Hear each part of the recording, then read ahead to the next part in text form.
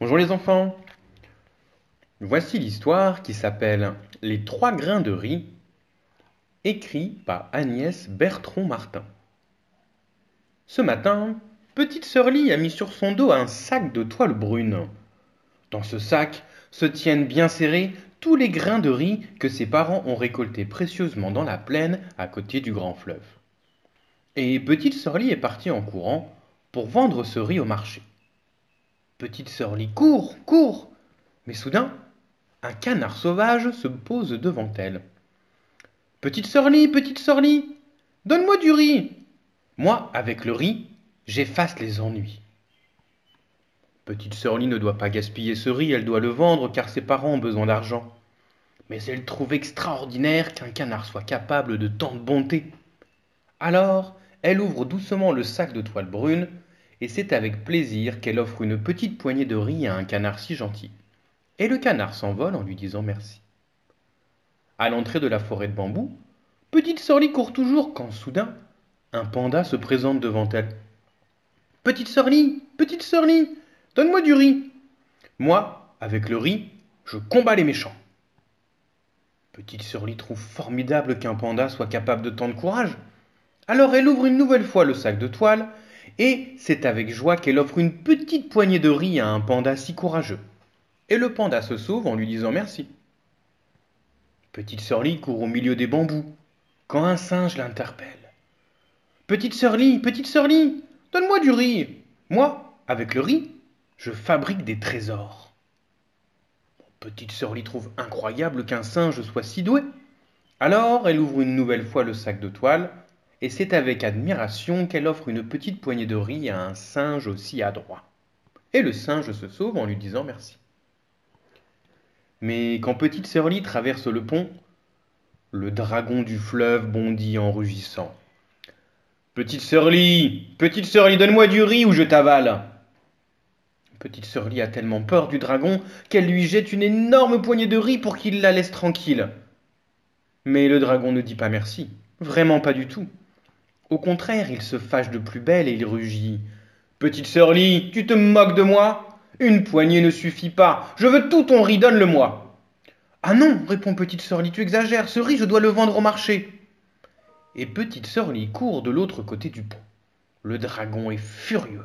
Il se dresse pour cracher sa colère contre petite sœur Lie. Il lance des serpents de flammes qui transforment le ciel en brasier. Il avale l'eau du fleuve et la recrache pour noyer petite sœur Lie. L'eau du fleuve monte aux pieds de petite sœur Lie, à ses mollets, à sa taille. Petite sœur Lie est secouée par le courant. Elle essaie de nager, elle lutte pour ne pas se noyer, mais hélas, son sac se déchire et les grains de riz sont emportés par l'eau en furie. Petite sœur Lie s'agrippe à une branche de bambou. Petite sœur Lie a froid, petite sœur Lie a peur, petite sœur Lie a tout perdu. Enfin, c'est ce qu'elle croit. Mais le canard sauvage passe au-dessus d'elle. Petite sœur Lie, pour toi, j'ai gagné un grain de riz. Et il crache dans l'eau en chantant. Petit grain de riz, efface les ennuis de petite sœur Lie. Au contact de l'eau, le grain de riz grossit.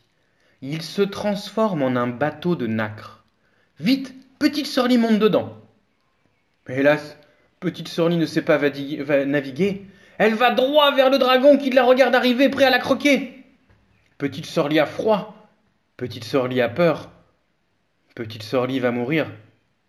Enfin, c'est ce qu'elle croit. Mais le panda surgit à travers les branches de bambou. Petite sœur Lie pour toi, j'ai gardé un grain de riz.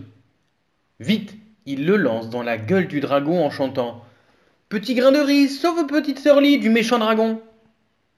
Aussitôt le grain de riz devient long et piquant.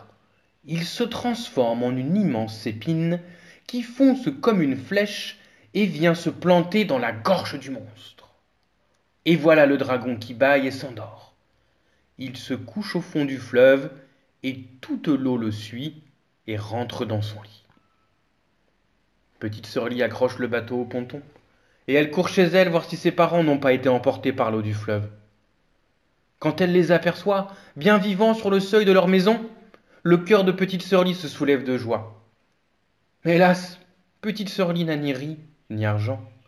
Elle a peur de se faire gronder car elle revient les mains vides. Elle a tout perdu. Enfin, c'est ce qu'elle croit. Mais le singe autour d'elle: Petite sœurlie, moi aussi pour toi j'ai gardé un grain de riz. Et il le tend à Petite Sœurlie en chantant: Petit grain de riz, transforme-toi en trésor pour Petite Sœurlie. À peine le grain de riz est-il dans les mains de Petite Sœurlie qu'il devient d'un bleu profond et se met à briller. Il se transforme en un énorme saphir. Alors Petite Sœurlie court offrir cette pierre précieuse à ses parents et se jette dans leurs bras. Quelle joie pour les parents de Petite Sœurlie de retrouver leur fille! Mais aujourd'hui encore, ils n'ont pas compris comment Petite Sœurlie a pu leur apporter un tel trésor à la place d'un seul sac de riz, ni comment un canard sauvage, un panda et un singe sont devenus ce jour-là ses amis pour la vie.